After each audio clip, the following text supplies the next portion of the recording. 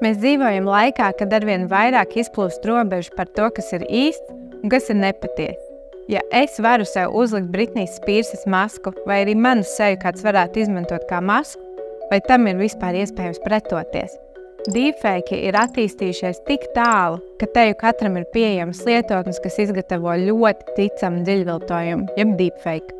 Tehnoloģiskais progress ir tik ātrs, ka jau šobrīd ir nepieciešams vien pāris minūtes, lai cilvēks ar minimālām tehniskām zināšanām varētu jebkurai personai uzmontēt cita cilvēka seju. Deepfake ne tikai ir izaicinājums nacionālajai drošībai, bet tos var pielietot arī pret katru no mums, lai gūtu, piemēram, materiālu labumu. Mākslīgā intelekta safabricēta attēli jau tagad tiek pielietoti šantāžai. Publiski pieejama attēla vieglā un lētā veidā tiek pārveidot par ļoti realistiskiem pornogrāfiska rakstura video materiāliem un foto, kurus noziedznieki tālāk izmanto, lai no upura izspiestu naudu. Safabricēta audio un video materiāli ar dažādām sekmēm izmantota arī, lai mēģinātu ietekmēt politiku. Piemēram, nesen Igaunijas premjerministra Kaja Kallas krita par upuru deepfake krāpniecībai, sazinoties videokonferencē ar it kā Āfrikas Savienības priekšsēdētāju Musu Faki. Vien pirms mēneša Slovākijā deepfakes parādīja, ka mākslīgais intelekts ir spējīgs apdraudēt demokrātiju. Tāpat tas izmantots Krievijas īstenotajā dezinformācijā pret Ukrainu.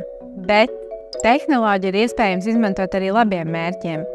Piemēram, izglītībā, kur skolotājiem paveras jaunas iespējas, kā atdzīvināt vēsturi, liekot dažādām personām teju atdzīvoties, lai mācīšanos padarītu saistošāku. Tomēr, kur ir robeža starp izklaidi un manipulācijām?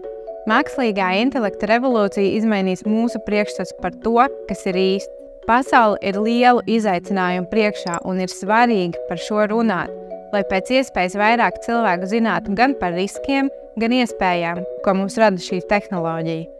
Ko mēs varam darīt, lai palīdzētu sev un sabiedrībai kopumā? Ja dziļviltojums tiek izmantots jebkāda veida maldināšanai vai krāpšanai, tad ziņo sociālo mēdīju platformām. Par to, kā ziņot, noskaties mūsu sagatavoto video. Samazini deepfake apdraudējumu sev. Samazini savu digitālo pēdu. Jo mazāk internetā būs brīvi pieejami tavi attēli, jo grūtāk būs par tevi uztaisīt dziļviltojumu. Pārskati sociālo mēdīju kontu privātuma iestatījumus. Pastiprini tos. Dalies ar personīgo informāciju tikai ar uzticamiem cilvēkiem. Esi uzmanīgs apstiprinot draudzības vai sekošanas aicinājumus no nepazīstamiem cilvēkiem, jo īpaši, ja personīgā informācija par tevi Facebook un Instagram ir pieejama tikai draugiem vai ierobežotam sekotāju lokam. Slēdz kontus vietnēs, kuras neizmanto un kur ir pieejams tavas bildes.